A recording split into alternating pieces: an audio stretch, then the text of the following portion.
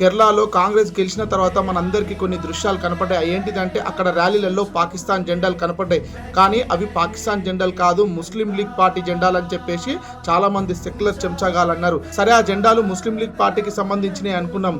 కానీ అదే ముస్లిం league party ఈ రోజు భగత్ సింగ్ ఉన్న ఒక ఫోటో బ్యానర్ ని చింపుతూ సంబరాలు చేసుకుంటున్నారు. దీనికి మీ అందరూ ఎవరు సమాధానం చెప్తారో చెప్పండి. కేవలం భగత్ సింగ్ 21 సంవత్సరాలనే ఉరుతాడిని ముద్దాడి ఈ దేశం కోసం ప్రాణాలు అర్పించిన వ్యక్తి. తన ప్రాణాలని భరతమాత కోసం త్యాగం చేసిన స్వతంత్ర సమరయోధుడు భగత్ సింగ్. అలాంటి మహనీయుడు ఫోటో చింపి అవమానించడం అనంటే అది భగత్ సింగ్ గారికి ఒక్కరికే కాదు, ఈ దేశం కోసం ప్రాణాలు అర్పించిన ప్రతి ఒక్కరిని అవమానించడమే. గుర్తుంచుకోండి. ఇప్పుడు చెప్పండి సెక్యులర్ చెంచగాలారా, ఈ ఫోటోలో ఉన్నది భగత్ సింగే కదా?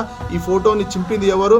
ఈ దేశభక్తిని అవమానించింది ఎవరు? స్వతంత్ర సమరయోధుల త్యాగాన్ని తుంగలో తొక్కింది ఎవరు? ప్రతి ఒక్క సెక్యులర్ చెప్పాలి. ఎందుకంటే నిన్న నేను ఒక వీడియో తీసినాను. కేరళలో కాంగ్రెస్ గెలిస్తే పాకిస్తాన్ జెండాలు ఎగురుతున్నాయని చెప్పేసి ఒక వీడియో తీస్తే ప్రతి ఒక్క సెక్యులర్ చెంచగాళ్ళు కామెంట్లో అవి పాకిస్తాన్ జెండాలు కాదు, ముస్లిం లీగ్ పార్టీ జెండాలు అని చెప్పేసి సమాధానం చెప్పారు. ఈ రోజు అదే ముస్లిం లీగ్ పార్టీ భగత్ సింగ్ గారు ఫోటోని చింపారు.